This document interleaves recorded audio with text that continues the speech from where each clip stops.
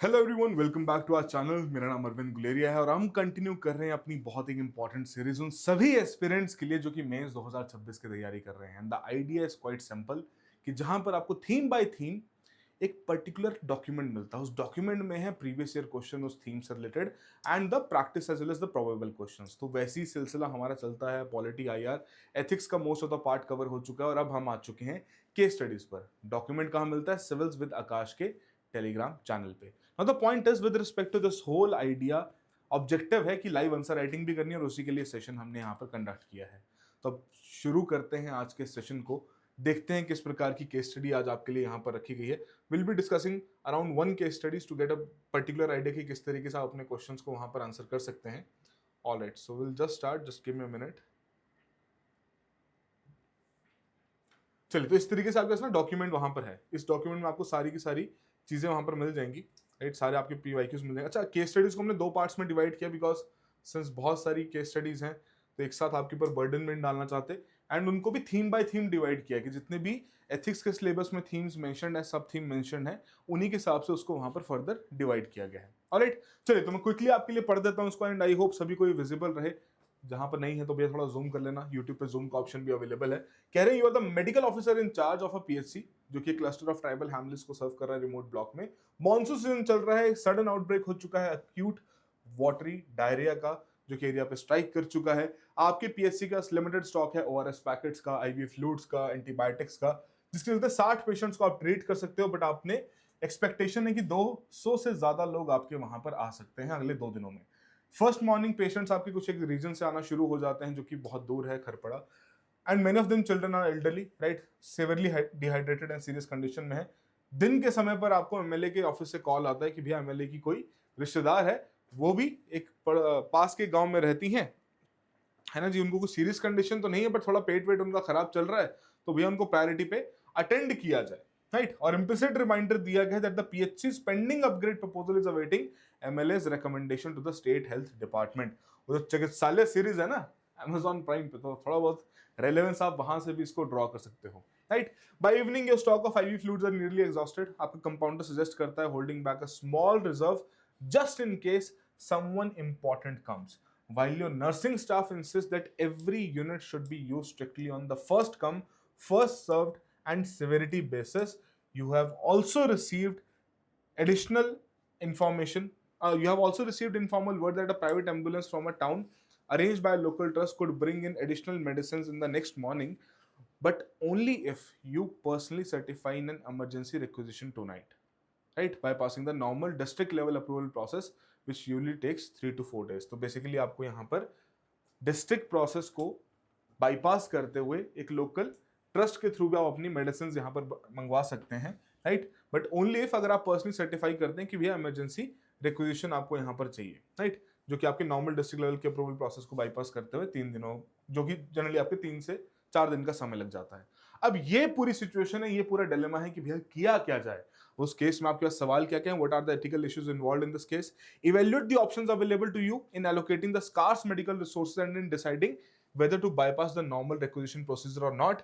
Third, what course of action would you adopt and what qualities of public servant does this situation call for?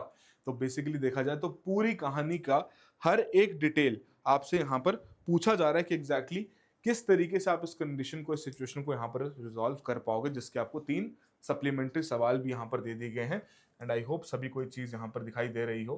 मैं इसको थोड़ा सा और visual बनाता हूं आप सभी के लिए, द क्वेश्चंस जो कि आपके लिए यहां पर इंपॉर्टेंट है। ऑलराइट, चलिए तो अब टाइमर शुरू करते हैं। 10 मिनट का टाइमर हम यहाँ पर लेंगे and then will start discussing this particular case study.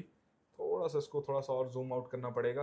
And alright, so let's start with the timer itself. We have the timer, जी हाँ बिल्कुल, and here it is. Your time starts now, तो start doing it. थोड़ा सोचिए इसके बारे में अच्छे से, एक प्रॉपर सेटअप में अपना आंसर वहां पर लिखने की कोशिश कीजिए। You will get the idea that how these kind of questions are suppose to be answered. Alright, चलिए।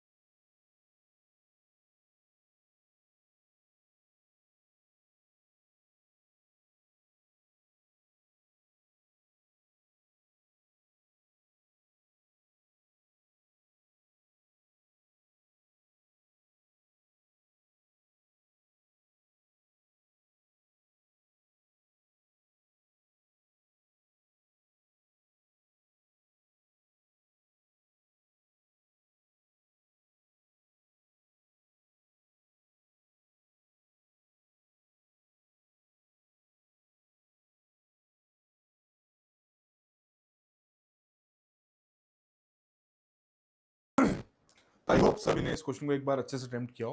आई थिंक मुद्दा सभी को समझ में आ चुका है कि यहाँ पर मुद्दा क्या है। एक बहुत बड़ा डिलेमा है कि किस तरीके से पब्लिक रिसोर्सेज को यहाँ पर यूटिलाइज करना है ना, किन बेसिस पर यहाँ पर यूटिलाइज करना है, because you have multiple options और उन्हीं ऑप्शंस को एक्सप्लोर करने की बात भी यहाँ पर की गई है। Now the point is what are the ethical issues involved in the case, evaluate the options available to you in allocating these kind of resources and deciding whether to bypass the normal requisition procedure or not, what course of action आप यहाँ पर लेंगे और कौन कौन सी qualities public servant की does this situation call for. वो सारी चीजें आपको यहाँ पर एग्जैक्टली मेंशन करनी है और उसी तरीके से आपका आंसर भी यहाँ पर रहेगा। तो what would be the general approach? देखिए, किसी भी प्रकार की केस स्टडी की जनरल अप्रोच क्या रहती है कि पहले तो भैया आप एक शॉर्ट इंट्रोडक्शन दे दो उस पूरे मामले को लेकर कि एग्जैक्टली आपका क्या अंडरस्टैंडिंग है with respect to this whole situation, right, जिसमें आप यहां पर कह रहे हैं कि यहां पर भी एक एथिकल डिसीजन मेकिंग देखने को मिल रही है during a certain let's say disease outbreak, जिसकी वजह से जो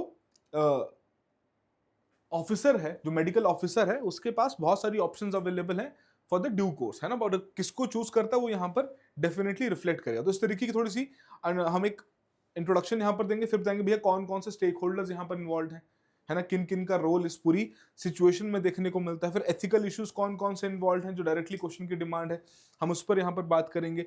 फिर इवेल्युएट कीजिए ऑप्शंस कि किस तरीके से यहाँ पर ऑप्शंस अवेलेबल हैं, उनको इवेल्युएट करेंगे, 2-3 ऑप्शन जितनी भी यहाँ पर आपके पास बनेंगी। उसके बाद आपके लिए सबसे जरूरी यहाँ पर क्या रहेगा, जो मोस्ट क्रूशियल पार्ट है कि आप किस प्रकार से उन पर्टिकुलर सिचुएशंस को इवेल्युएट करके अपनी बेस्ट पॉसिबल ऑप्शन यहाँ पर लिख पाते हो। दैट इज द पॉइंट, है ना, उनको बताना पड़ेगा। और जो एथिकल इश्यूज इन्वॉल्व हैं वो तो आपके लिए एक क्रूशियल पार्ट यहाँ पर रहेगा। और कंक्लूड करोगे कि हाँ जी किस प्रकार से एक रिक्वायर्ड सिविल सर्वेंट की क्या क्वालिटीज यहाँ पर जरूरी मानी जाती हैं। तो ये एक बेसिक सा स्ट्रक्चर रहेगा जिसके बेसिस पर आप अपना आंसर यहाँ पर डॉक्यूमेंट करोगे। तो let's start the procedure with documenting the answer.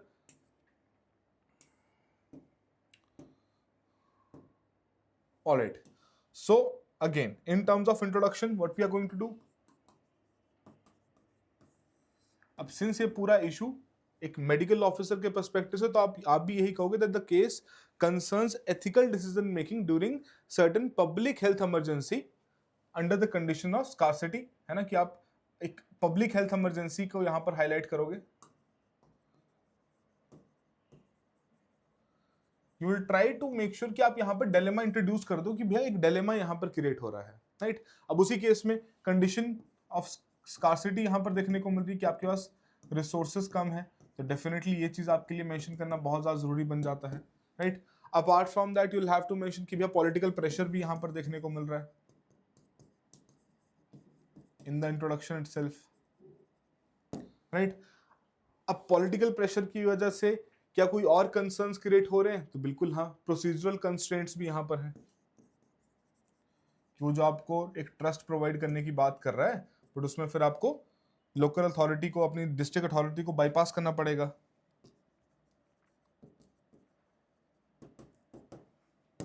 Right. Procedural constraints भी यहां पर देखने को मिल रहे हैं। तो इस तरीके से आप थोड़ा सा बता सकते हो। And it tests very very important thing, जो आप इस पूरी कंडीशन को यहां पर हाईलाइट करोगे कि अभी एग्जैक्टली किस चीज का टेस्ट करना जा रहा है। ये टेस्ट करना चाहता है कि भैया एक सिविल सर्वेंट में फेयरनेस, कंपैशन, लीगैलिटी, इंटीग्रिटी, क्या इन सभी चीजों को वो मेंटेन कर पाता है या नहीं कर पाता है, specially during life and death scenario. तो ये चीज जैसे आपने मेंशन करी, आपको इंट्रोडक्शन का काम यहाँ पर पूरा हो गया। आपने पूरी केस स्टडी को अपने लिमिटेड से शब्दों में यहाँ पर एक्सप्लेन कर दिया that what is the real situation over here. अब आएगी बात भैया कौन कौन से स्टेक होल्डर्स हैं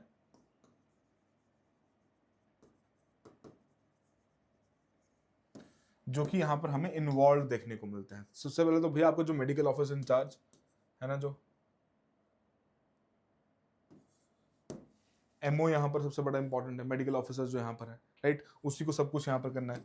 फिर जो आपके पेशेंट्स हैं, अब ध्यान रखिए पेशेंट्स भैया आपके ट्राइबल एरिया के हों, वैसे बहुत रिलक्टेंट रहते हैं कि भैया अपना इलाज जाके किसी हॉस्पिटल में जाके करवाएं, तो very very important thing, right. तो जितने भी आपके अफेक्टेड हैमलेज हैं वहां से आपके पेशेंट्स बहुत क्रूशियल है, स्पेशली जो आपके चिल्ड्रन यहाँ पर रहेंगे, एल्डरली यहाँ पर रहेंगे, उनको तो वैसे भी खास केयर आपको देनी पड़ेगी।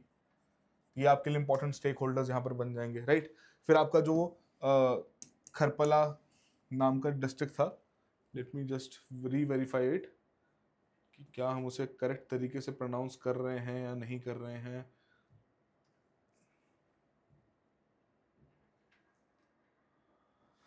खरपदा डिस्ट्रिक्ट, राइट, कि वहां से आपके इफेक्टेड पेशेंट्स की लिस्ट बढ़ सकती है भाई, दिक्कत आ सकती है वहां पे भी, है ना। तो ये आपके लिए यहां पर आ जाएगा, राइट। उसके अलावा अब आपका जो स्टाफ है, स्टाफ भी तो एक बहुत इंपॉर्टेंट स्टेक होल्डर है ना, क्योंकि कहीं ना कहीं किस प्रकार से एक अच्छा कोर्स ऑफ एक्शन यहाँ पर लिया जाएगा वो आपके स्टाफ के ऊपर भी डिपेंडेंट है। अच्छा जी, फिर वो लोकल एमएलए जो हैं,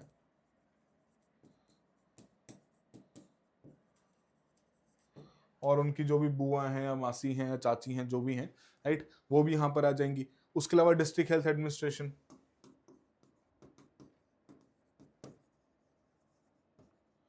जिनको आपको बाईपास करने का शायद करना पड़े, राइट। उसके अलावा जो लोकल ट्रस्ट है, तो ये आपकी बेसिकली स्टेक होल्डर्स हैं, मतलब ये वो पार्टीज हैं जिनका इस पूरी केस स्टडी के ऊपर इम्पैक्ट पड़ता हुआ देखने को मिल रहा है, right.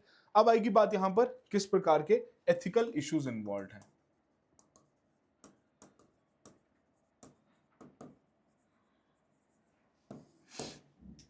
Ethical issues involve, right. तो पहली बात तो यहां पर इंपॉर्टेंट क्या बन जाती है, equity versus influence. And I hope सभी को ये पॉइंट यहां पर इजीली समझ में आ जाए कि हम क्यों लिख रहे हैं, बिकॉज कि आपके पास कास्ट मेडिकल रिसोर्सेज हैं वो डिस्ट्रीब्यूटेड बाय नीड होने चाहिए या फिर पॉलिटिकल प्रेशर के थ्रू होने चाहिए, राइट। So duty to the vulnerable,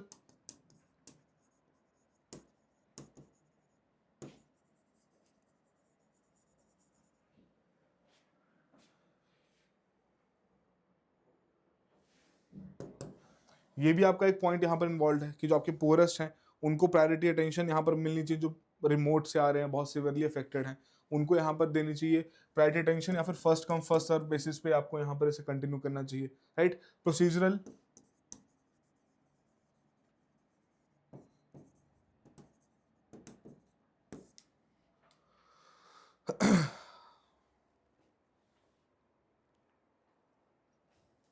अब ये जो पर्टिकुलर पॉइंट यहाँ पर हम लिख रहे हैं, why it is very very important, let's understand this. See, कि आपकी प्रोसीजर को प्रायोरिटी आपको पहले देनी है या फिर नीड को, क्योंकि आपको अगर किसी भी तरीके का ट्रीटमेंट यहां पर करना है तो जाहिर सी बात है पहले तो आपको मेडिसिन वहां से चाहिए होंगी ना।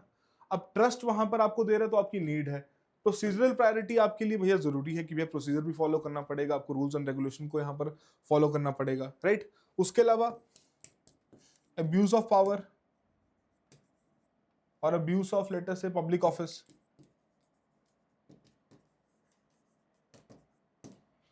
Abuse of public office, right. क्यों, क्योंकि भैया प्रेशर आ रहा है वहां से, एमएलए से प्रेशर आ रहा है, उसने आपके फ्यूचर प्रोजेक्ट्स भी यहां पर पास करने हैं, है ना। तो कहीं ना कहीं आपकी जो न्यूट्रलिटी और जो फेयरनेस है वो अंडरमाइन हो जाएगी।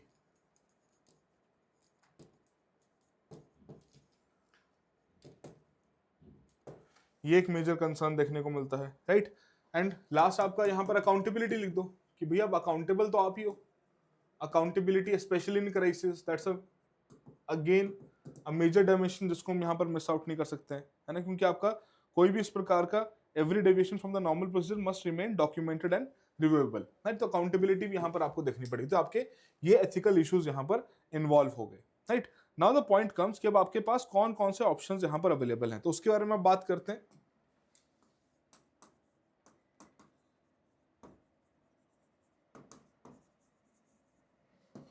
ऑप्शंस कौन कौन से अवेलेबल हैं, राइट। तो पहला ऑप्शन जो हमारे पास बनता है वो क्या है, रिजर्व ट्रीटमेंट। किसके लिए, जो कंपाउंडर साहब भी वहां पर कह रहे थे कि भैया इंपॉर्टेंट पर्संस के लिए ट्रीटमेंट को रिजर्व कर दिया जाए, जिनका कॉल आ गया है उनके लिए अब चीजें रोक दी जाएं, राइट। तो पहली ऑप्शन तो आपके पास यही बन जाती कि भाई साहब कि जहां पर आप लोकल एमएलए के लिए पॉलिटिकल गुडविल सिक्योर करने के लिए आप वहां पर ट्रीटमेंट्स या फिर जितनी भी आपकी दवाइयां हैं उनको आप रिजर्व पे रख दें, राइट। एंड भाई कल को फ्यूचर में आपको इंस्टीट्यूशनल सपोर्ट मिलेगा, उसके लिए आप इस चीज को रिजर्व में थोड़ा सा आपको लिखना पड़ेगा, मैं सिर्फ और सिर्फ हेडिंग्स आपको यहां पर बता रहा हूं, राइट। उसके अलावा या तो आप फॉलो कीजिए कौन सा रूल? जो फर्स्ट कम फर्स्ट सर्व पे है, right? First come first serve पे देखने को मिलता है। अब लगता क्या है कि भैया इट अपीयर्स न्यूट्रल। अच्छा देखो एक और चीज, अगर जो भी आप ऑप्शन यहां पर एक्सप्लोर कर रहे हो तो उसके मेरिट्स और डीमेरिट्स दोनों लिख लेना। मेरिट्स के केस में यहां पर क्या आ जाएंगे कि भैया आपको इंस्टीट्यूशनल सपोर्ट मिल जाएगा, पॉलिटिकल गुडविल मिल जाएगी, पर डीमेरिट्स क्या है कि कहीं ना कहीं भैया जो आपके मेडिकल एथिक्स हैं, इक्वालिटी है, पब्लिक ट्रस्ट है, वो यहाँ पर वायलेट हो जाएगा, एंड कहीं ना कहीं जो आपके क्रिटिकल इल हैं आप उनको भी सेक्रीफाइस कर रहे हो। तो ऐसे मेरिट्स और डीमेरिट्स दोनों केसेस में आएंगे। अब फर्स्ट कम फर्स्ट सर्व के बेसिस में भैया आपका मेरिट क्या है कि भैया आप एक तरीके से अगर देखा जाए तो बिल्कुल न्यूट्रलिटी के साथ यहाँ पर काम कर रहे हो, एंड सिंपल है एडमिनिस्टर के लिए कि हाँ जी चलो भैया ठीक है, जो आ रहा है उसको देखते हैं यहाँ पर, बाकी छोड़ देते हैं। अब डिमेरिट्स यहाँ पर क्या है कि आप सिवेरिटी को यहाँ पर इग्नोर कर देते हैं, है ना, जो कि अगेन एथिकली और मेडिकली सही नहीं माना जाएगा कि आपने सिवेरिटी को फैक्टर में लिया ही नहीं, अनसाउंड माना जाएगा, खासकर जब आपके इस प्रकार के आउटब्रेक सिचुएशंस वहां पर देखने को मिलती है, राइट? थर्ड ऑप्शन फिर आपके पास यहां पर बनता है that U allocate resources, allocate resources on severity और लेट्स से ट्राइयाज, है ना, जो आपके पास इमरजेंसी केस वहां पर आ रहा है, या वल्नरेबिलिटी, है ना, जिसको ज्यादा जरूरत है, ये आपके पास थर्ड ऑप्शन यहां पर बन जाता है। ऑलराइट, एंड कहीं ना कहीं जो इमरजेंसी रिक्विजिशन भी है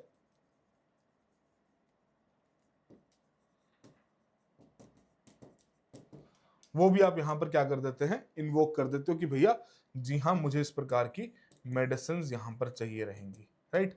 अब इस केस में आपके मेरिट्स और डीमेरिट्स क्या बनेंगे, थिंक अबाउट इट।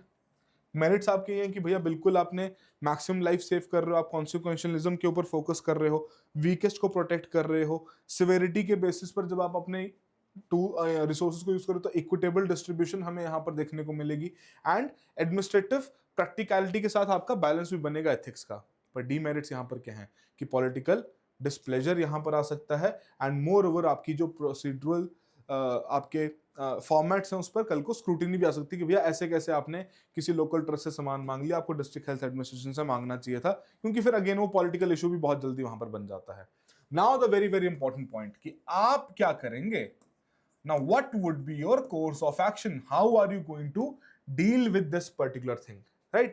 तो अब इन तीनों ऑप्शन में से जो कि हमने अभी करंटली डिस्कस करी, इन तीनों ऑप्शन में सबसे बढ़िया तो भैया जो ट्रायज बेस एलोकेशन है वही सबसे एक जेन्युइन कोर्स ऑफ एक्शन यहां पर बनता है, राइट?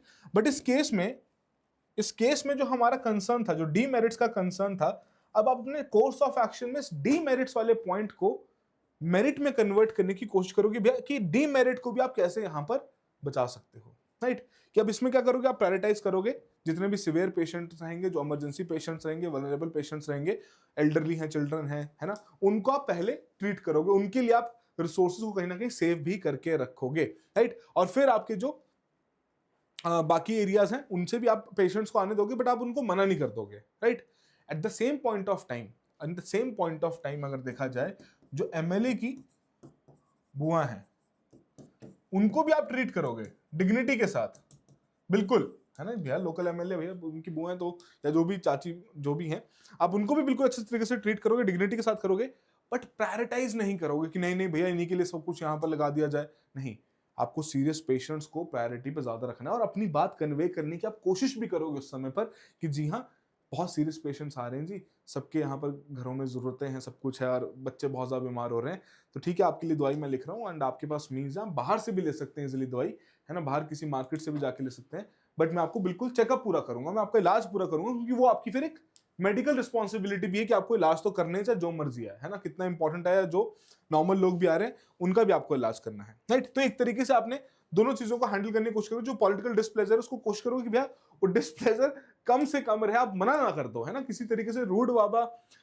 बनते हुए उस चीज को मना ना कर दो कि नहीं नहीं मैं तो इलाज करूंगा नहीं इनका, इनके लिए तो फोन आया था, वो वाला काम नहीं करना आपको।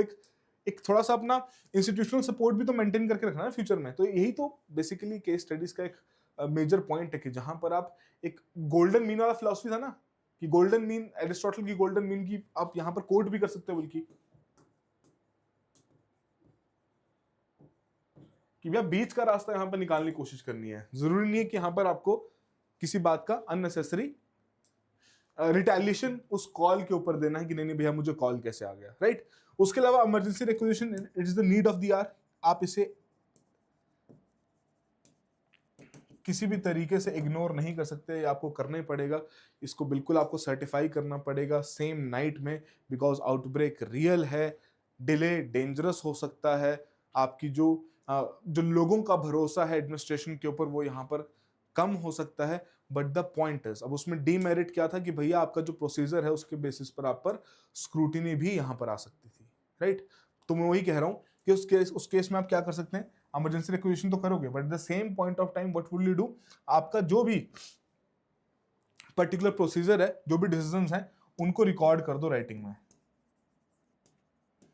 एंड रेदर देन कोई और इस चीज को फाइंड आउट करे एडमिनिस्ट्रेशन में, आप उसी के रिकॉर्ड जो भी आप राइटिंग में अपने डिसीजंस ले रहे हो उसकी कॉपी भैया एडमिनिस्ट्रेशन में भी भेज दो, है ना। कि आप बता दो कि सर ऐसी ऐसी कंडीशन है, लोकल ट्रस्ट हेल्प करने के लिए रेडी है, मैंने अपनी रिक्वेस्ट जनरेट कर दी है, एंड सिंस हमारे रीजन में और भी बहुत सारे पीएचसीज एंड आपके लिए भी बहुत ज़्यादा दिक्कत हो सकती है अपने रिसोर्स को डिस्ट्रीब्यूट करने में, तो एक विलिंग पार्टी यहाँ पर थी, तो I took the opportunity and considering the fact कि लोगों का जो भरोसा है वो पब्लिक एडमिनिस्ट्रेशन के ऊपर बहुत जरूरी होना चाहिए, तो मैंने इस प्रकार की रिक्वेस्ट यहाँ पर उनसे रेज कर दी है। The point is, the very very important point is कि जहां पर आपने अर्जेंसी को भी डील कर लिया और आपने ट्रांसपेरेंसी भी मेंटेन करके रखी, तो ये आपकी दो इंपॉर्टेंट पॉइंट्स यहां पर आ जाएंगे, ये आपका कोर्स ऑफ एक्शन यहां पर जस्टिफाई हो जाएगा। That is how you are suppose to write a particular answer for a case study, जहां पर आप बिल्कुल एक ऐसी सिचुएशन को खुद में डाल के कैसे आप उस पर रिस्पॉन्ड करोगे, अपना रिस्पॉन्स यहां पर तैयार करना। देखिए एथिक्स के केस में ना देयर इज नो फाइनल, हम कहें कि मॉडल आंसर कुछ ऐसा होता है, नहीं, ये सबका अपना अपना एक पर्सपेक्टिव है, सबका अपना अपना समझाने का तरीका है। बस मुद्दे की बात है, क्वेश्चन की डिमांड यहां पर पूरी होनी चाहिए, उसी के ऊपर आपका फोकस रहना चाहिए ताकि आप कंप्लीट तरीके से इस चीज को यहां पर समझा सकें। ऑलराइट, चलिए, तो आई होप सभी को ये पॉइंट्स यहाँ पर समझ में आ गए होंगे एंड किस तरीके से केस स्टडीज आंसर करनी है वो भी समझ में आ गया होगा। In the next session we will definitely discuss more case studies. तब तक के लिए आप प्रैक्टिस कीजिए अपने पार्ट पे, जो आपको एडिशनल केस स्टडीज यहाँ पर आपके डॉक्यूमेंट के तौर पर प्रोवाइड की गई हैं। मिलते हैं अगले सेशन में। All the very best, have a good preparation.